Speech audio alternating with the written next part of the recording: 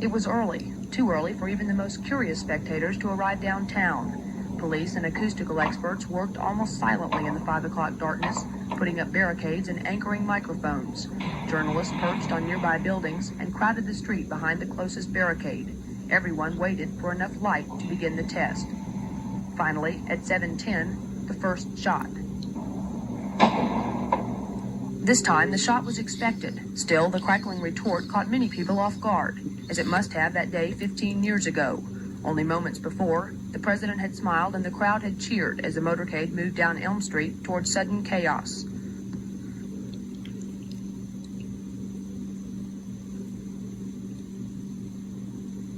But the eerie memories evoked by the sight of a rifle pointing out of the 6th-floor window soon gave way to the controlled atmosphere of a scientific test. A line of microphones replaced the motorcade. 3 sandbag targets marked the spots where the original bullets hit. Dallas police sharpshooters pumped more than 50 bullets into the bags, aiming from the window of the schoolbook depository where Oswald allegedly stood, and from the grassy knoll just south of the building, where speculators say a second gunman might have stood. The 15 microphones recorded the sound prints of the bullets. Using sophisticated acoustical equipment which was not available during the Warren Commission's work, technicians will be able to chart those prints and compare them with those of a recording made in 1963, when a traffic policeman unknowingly left his radio on during the assassination. Chief Scientist James Barger was reluctant to talk about the test. No, I don't want to comment on the test right now. I haven't had a chance to analyze the results. Do you think they were successful? Well, I haven't had a chance to analyze the results. Well, the test went rather smoothly. I thought you probably recorded them today, and the analysis is fairly straightforward. Barger expects to finish the analysis in a week. He'll report to the House Assassinations Committee in early September. The test should determine which of the sounds in the original tape were gunshots and which were echoes, which the experts hope will prove how many shots were fired on November 22nd and whether Lee Harvey Oswald was the only man who fired them. Karen Parfit, The Texas News. Behalf, and now plans to go ahead with the actual purchase, using money drawn from existing accounts as an advance against funds from the recently passed bond issue. The bond money will become available early next year. When the contract is negotiated, the commissioners expect to pay about $500,000 for the historic building, which is in need of extensive renovation. For the past several years, the old warehouse has been home only to a few pigeons, and although the building is drafty and the interior is ragged, engineers say the basic structure is sound. The sign identifying the building as the book depository disappeared years ago. Only a recreation of the original, constructed for a motion picture, rests inside. County officials are considering preserving all or part of the 6th floor, including the corner where Lee Harvey Oswald is said to have fired shots at President Kennedy's motorcade in 1963. The curators of the Ford Theater in Washington, where President Lincoln was killed, have reportedly already been contacted for advice on creating a memorial of some kind in Dallas. Across the street from Dealey Plaza is the county jail where Jack Ruby, most famous prisoner in the U.S. and perhaps the world, has been confined since November 24th, when he shot and killed accused assassin Lee Harvey Oswald. Ruby, facing death in the electric chair, has tried to commit suicide 3 times in his cell. His attorneys say he is insane, torn with hallucinations, believing thousands of Jews are being killed for his deed. The depository building has become a shrine of infamy.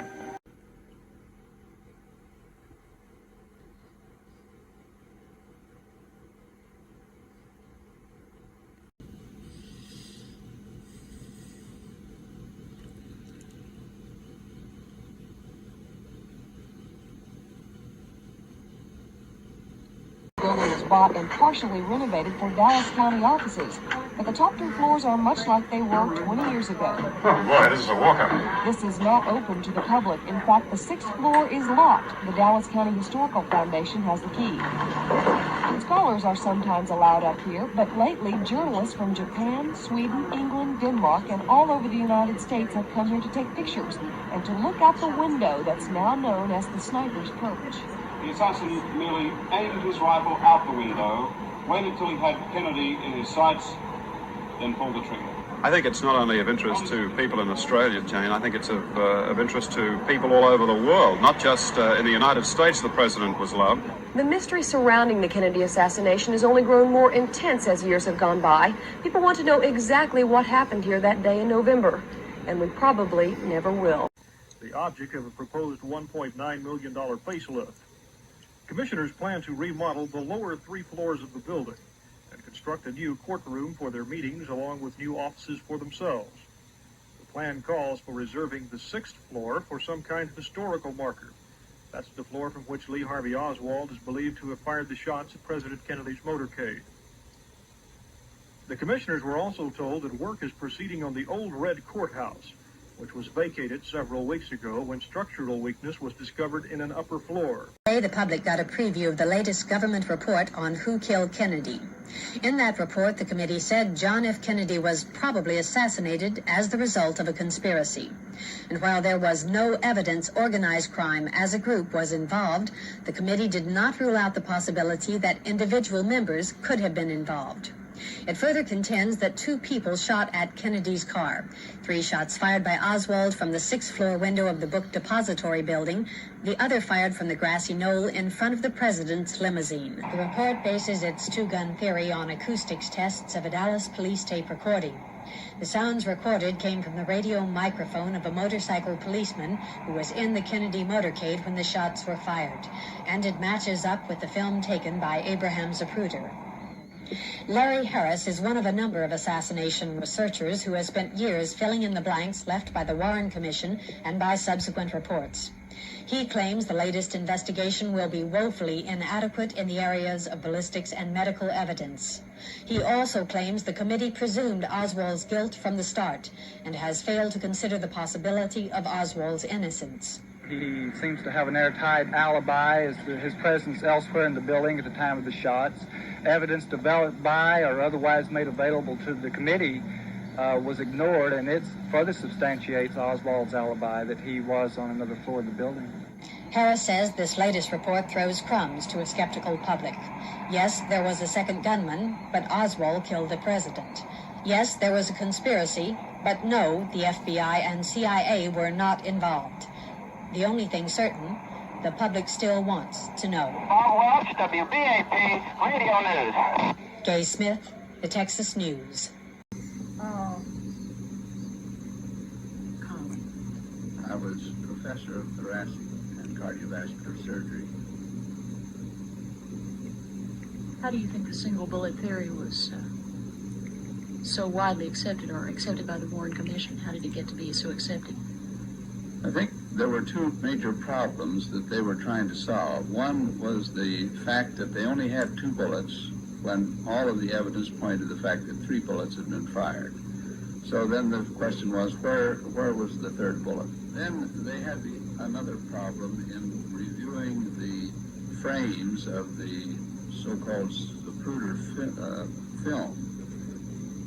It seemed that in reviewing these frames, there was too little time between the frame that seemed to indicate when the president was wounded and the frame that seemed to indicate when Governor Connally was wounded. So this led to a lot of speculation that perhaps the 1 bullet had wounded both of them.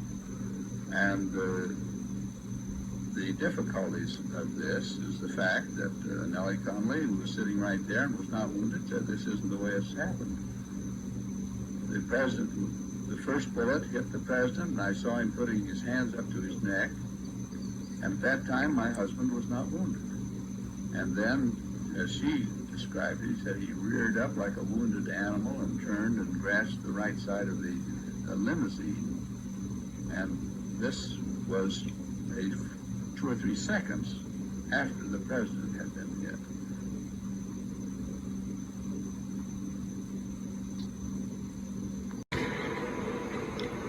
Good afternoon. The House Committee on Assassinations will restage the 1963 killing of President John Kennedy on Dealey Plaza in Dallas Sunday morning.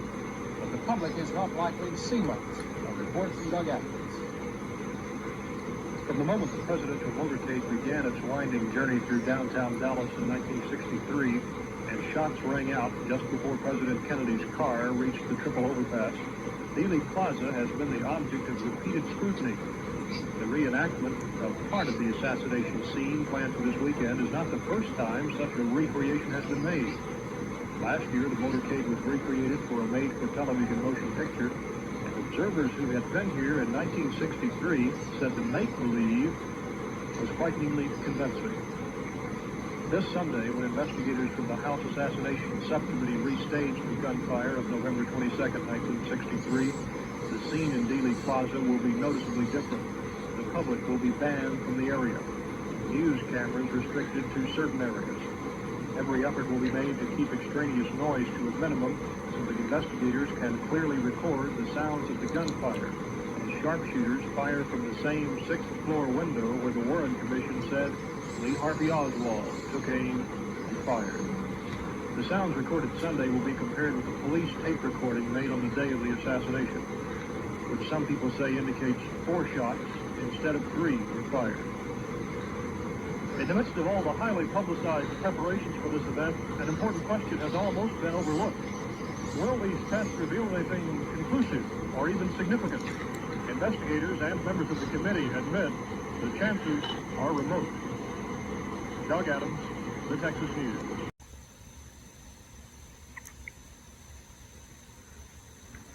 Dealey Plaza, downtown Dallas, where 17 years later, people still come to see for themselves the grassy knoll and Oswald's perch on the top floor of the Texas School Book Depository.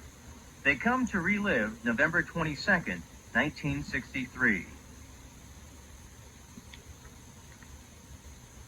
But it's here, downtown Midlothian, Texas, some 30 miles away from the assassination site.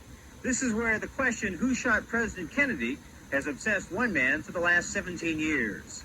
The president is on Main Street. The old Dallas County Courthouse is in the background. 66-year-old Penn Jones is one of the leading Kennedy assassination buffs in America.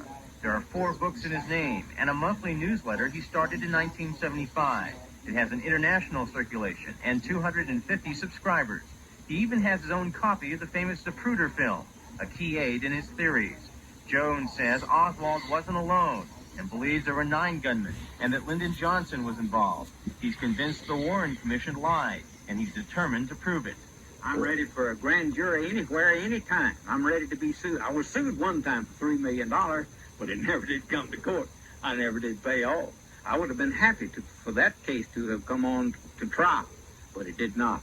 Jones says he knows it's a lost cause, but he insists the assassination is an unsolved crime. His work eases his conscience.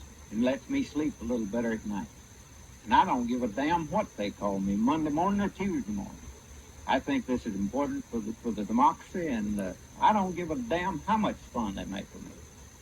I'm going to continue this work as long as I live. Emil Guillermo, Channel 5 Action News, Midlothian. Chair recognizes Professor Blakey. When the Zapruder film of the Kennedy assassination was made public, critics and people generally were fascinated by the sight of a man with a black umbrella standing just a few feet from the presidential limousine. It was a sunshiny day, so what was the purpose of anyone to have an umbrella in Dealey Plaza? Theories about the umbrella man, for the most part, attributed to him some sinister intent. At the very least, he was a signalman for the actual gunman, though one critic proposed the idea that a firing device concealed in the umbrella was the weapon used to assassinate the president. It also appeared curious that the umbrella man was one of the few spectators in Dealey Plaza who was not later identified. In fact, his identity has remained a secret to this day.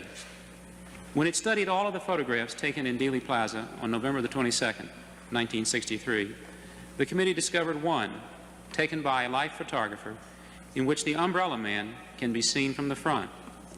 It is moments after the president has been shot, and the man is sitting on a curb, his umbrella this time lying at his feet. The only problem was that he was off to the corner of the picture, and the image is tiny, unrecognizable in fact. Nevertheless, through photographic enhancement techniques, the committee was able to obtain a blow-up of the photo in which the umbrella man appeared clearly enough to be identified. The committee released the picture to the press, asking anyone who recognized the umbrella man to contact the committee. The committee was indeed contacted, and as a result, the umbrella man was located by the committee. It would be appropriate at this time, Mr. Chairman, to call Louis Stephen Witt. Committee calls Mr. Witt.